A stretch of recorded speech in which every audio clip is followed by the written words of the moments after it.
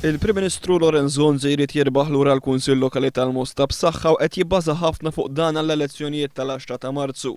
F'ġimgħa fejn spikkat l-aħbar li s-sena l-oħra biss 7500 pazjent ħallew jistennew fil-kuruturi fl-Isptar Mater Dei, il-ħadd filgħodu waqt attività politika fil-Pjazza tal-Mosta, Lorenz Gonzi ddedika l-ħin kollu li kellu għad-dispożizzjoni tiegħu biex jattakka lill-Kunsill Lokali b'maġġoranza Laburista ta' din il-lokalità.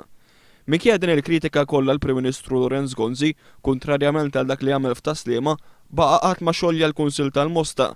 Fil-fatt waqt konferenza tal-aħbarijiet ftit qabel id-diskors tal-Prim Ministru, Chris Sajt li sa xahar ilu kien għadu responsabbli mill-Kunsilli Lokali għall il-One News li ma kienx hemm l-elementi neċessarji biex il-Kunsill Lokali tal-Mosta jkun xolt. Il-Kunsill Lokali tal-Mosta ingħata twissija mill-Gvern ċentrali għal darba 2-3 avviż formali, però ma kienx hemm elementi ta' ksur ta' liġi biex jiġi xolt. Għax kieku kien hemm elementi biex jiġi xolt, il-Gvern kien imur għax-xogħliment ukoll.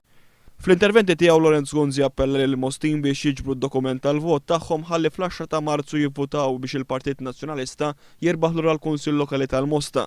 Fl-istess waqt Lorenz Gonzi saħansitra ddikjara li l-Gvern jgħin lill-Kunsill Lokali tal-Mosta jekk ikun hemm maġġoranza nazzjonalista. Jiena lest bħala Prim Ministru, però lest bħala kap ta' dan il-partit illi nara li l-kandidati tagħna inħeġġuhom, ngħinuhom, nagħtuhom l-appoġġ kollu li għandhom bżonn biex jekk jirbħu kif jien nittama illi jirbħu il-fiduċja tal-elettorat fl-elezzjonijiet tal-Kunsilli Lokali li ġejjin, jien nkun warahom biex ngħinhom jaqdu d-doveri tagħhom.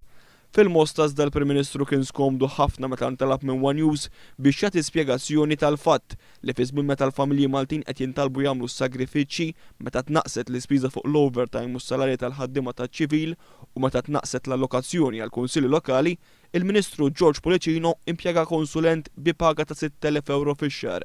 Minflok wieġeb, Lorenz Gonzi qalbis li diġà tkellem ma' One News fuq dan is-suġġett. Din il-mistoqsija il-Media Laburista għamlet inna tiġà u tiġà tajna it-tweġiba.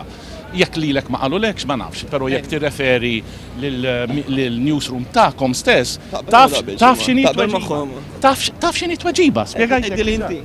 Il-verità iżdija li qabel il-ħadd filgħodu fil-Mosta One News kien għadu qatt ma staqsel lill-Prim Ministru dwar dan il-konsulent.